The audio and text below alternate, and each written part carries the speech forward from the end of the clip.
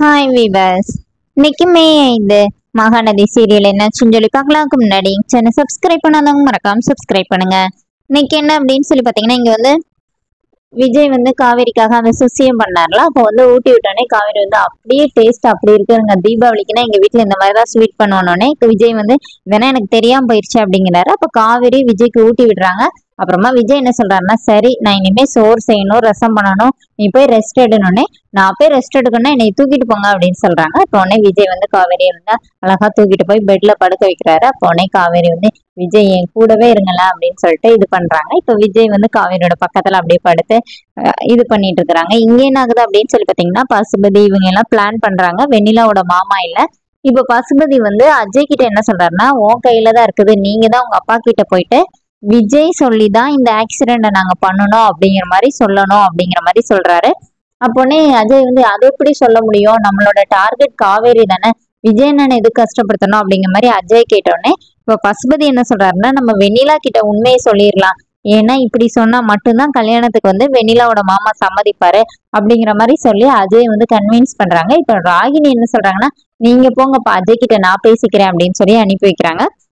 இங்க வீட்டுல வந்து விஜய் வந்து காவேரிக்காக சோறு, மாங்காய் ரசம், அவங்க கேட்ட பூண்டு துவையெல்லாம் வச்சு காவேரி வந்து ஒரு வாய் சாப்பிட்டுட்டு விஜயோட கையை பிடிச்சு கையில வந்து முத்தம் கொடுக்குறாங்க. என்ன டேஸ்ட், உப்பு உரைப்பு காரம் எல்லாம் அப்படியே அளவா இருக்குதுங்கன்னொடனே நீ தானே எல்லாம் எடுத்து வந்த அப்படின்னு விஜய் கேட்கிறாரு.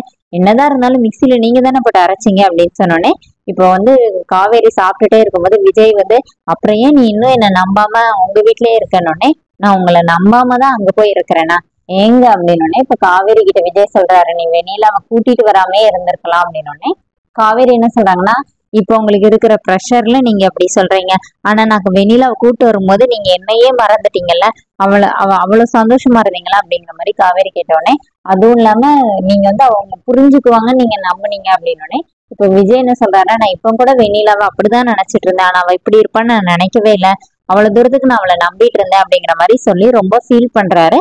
அப்புறமா காவேரி வந்து ஒண்ணும் இல்லைங்க, எல்லா பிரச்சனையும் சரி பண்ணிடலாம் அப்படின்னு சொல்லிட்டு விஜயோட கையை பிடிச்சு காவேரி வந்து முத்தம் கொடுக்குறாங்க. அப்புறமா விஜய் வந்து எந்த பிரச்சனை வந்தாலும் நான் வந்து உன்னை விட்டுட்டு போகவே மாட்டேன், நம்ம குழந்தையும் விட்டுட்டு போக மாட்டேன், நீ புரிஞ்சுக்கணும்னு எனக்கு தெரியாதாங்க அங்க அது அப்படி சொல்லிட்டு காவேரி வந்து ரொம்ப ஃபீல் பண்ணி விஜய் கிட்ட பேசிட்டு இருக்கிறாங்க.